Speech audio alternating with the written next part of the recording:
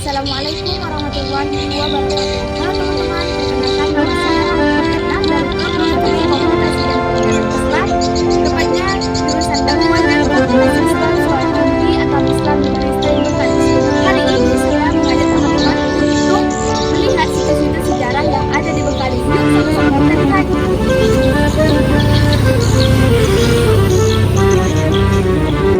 Kita masuk yang pertama, yaitu Masjid Kuning yang berada di Jalan Panglima Minal Senggoro, Bengkalis.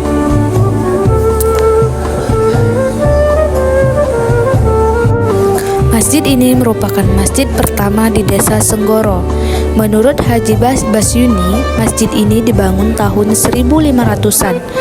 Masjid ini berdenah 4 persegi dengan ukuran 17 kali 19 meter. Di bagian barat terdapat mihrab, sedangkan di samping kanan terdapat serambi masjid sekaligus sebagai pintu utama masuk ke masjid.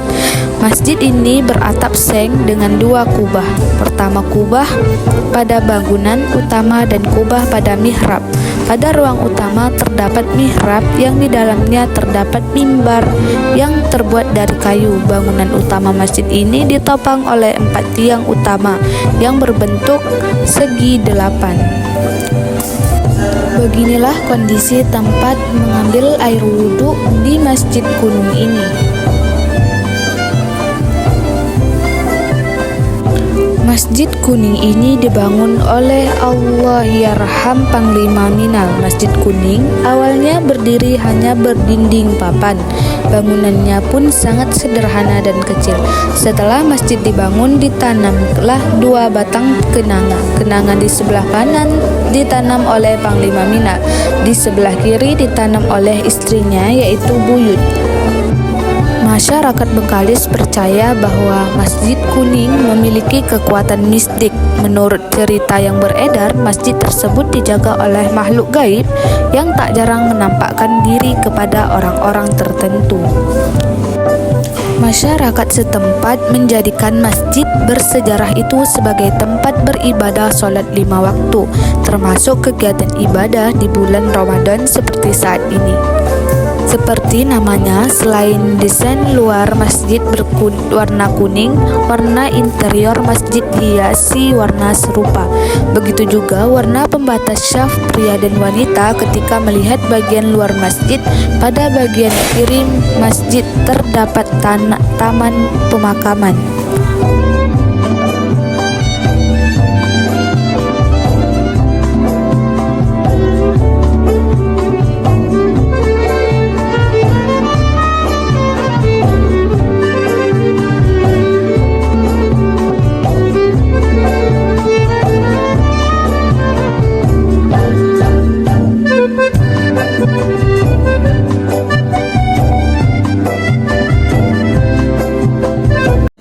Yang kedua, Makam Panglima Minal atau Gombak Bau, Desa Air Putih, Kabupaten Bengkalis.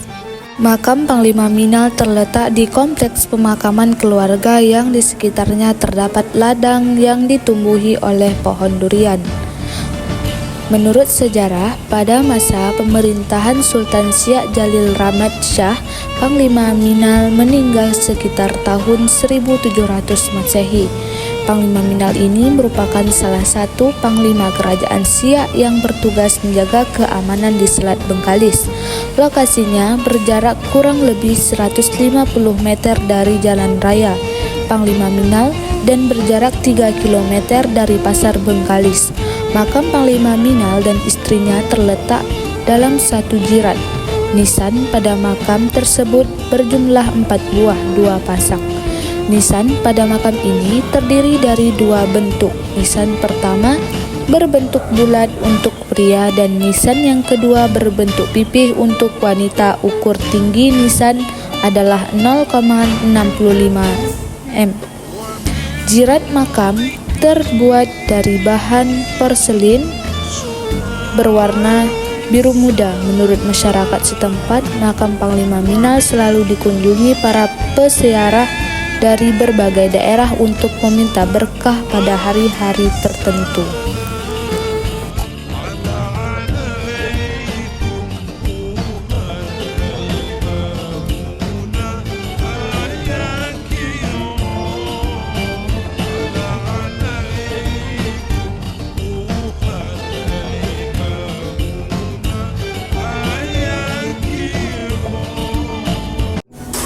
Selanjutnya ada situs budaya makam anak Dara 9, tepatnya di Desa Senggoro, Kecamatan Bengkalis.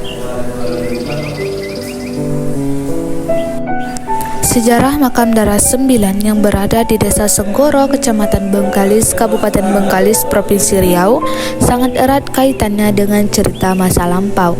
Bengkalis dalam sejarahnya sejak tahun 1512 telah dijajah oleh Portugis dan Lanun. Konon, penjajah saat itu identik melakukan penculikan gadis jelita, sebutan bahasa Melayunya adalah Dara. Baharudin, penjaga situs bersejarah itu mengungkapkan bahwa asal mula makam adalah sebuah benteng menyerupai sebuah gua yang digunakan sebagai tempat menyembunyikan 9 Dara dari penculikan. Saat Portugis dan Lanun datang menjajah Bengkalis, Batin Senggoro langsung mengungsikan ke-9 Dara Desa Senggoro tersebut ke dalam benteng goa yang telah dibuatkan tadi, dan pintunya dikunci dari luar oleh penjaga benteng. Karena lama berada dalam benteng, akhirnya ke-9 Dara gadis jelita tersebut meninggal dunia dikarenakan kelaparan, maka dinamakanlah makam Dara 9. Nama-nama Dara 9 yaitu yang pertama Mayang Sari, kedua Cempaka, ketiga Aisyah, keempat Rubaiyah, 5 Samsidar, 6 Zainun, 7 Kamariah, 8 Siti Hawa, dan yang ke-9 Zubaidah.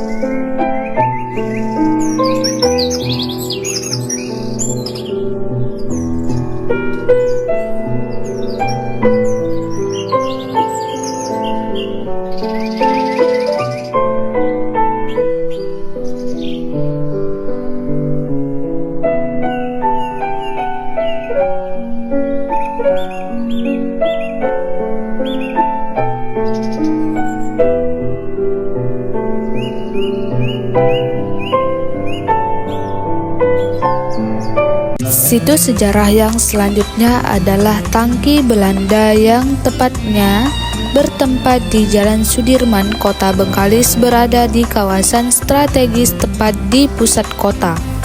4 bangunan ini merupakan tangki air Belanda, dahulunya memiliki peran penting dalam penyediaan air bersih.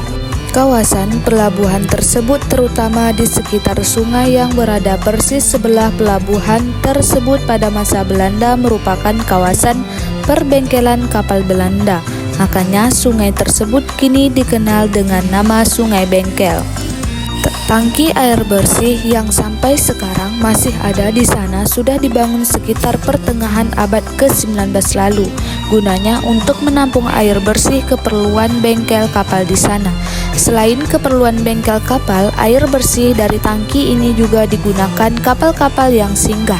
Kapal Belanda yang singgah biasanya memanfaatkan air tangki ini untuk mengisi persediaan air bersih mereka sebelum kembali.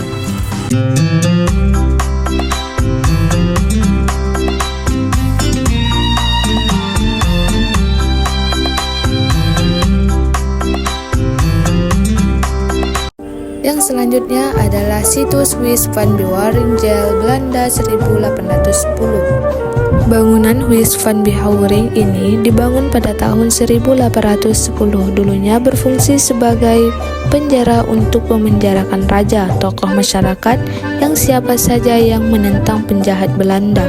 Bangunan berbentuk bangunan Eropa dibangun oleh arsitek asal Portugis ini berbentuk liter U dengan ruangan tahanan sebanyak 20 ruangan.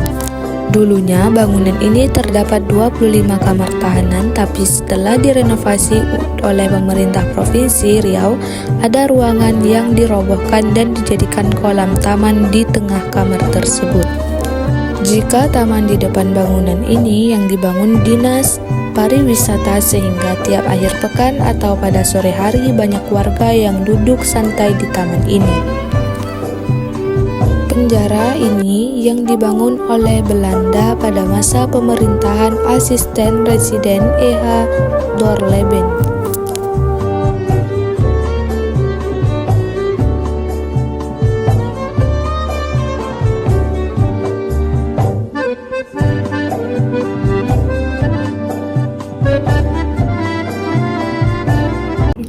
beberapa situs yang ada di Kota Bengkalis. Semoga menambah ilmu pengetahuan teman-teman. Sekian dari saya. Wassalamualaikum warahmatullahi wabarakatuh.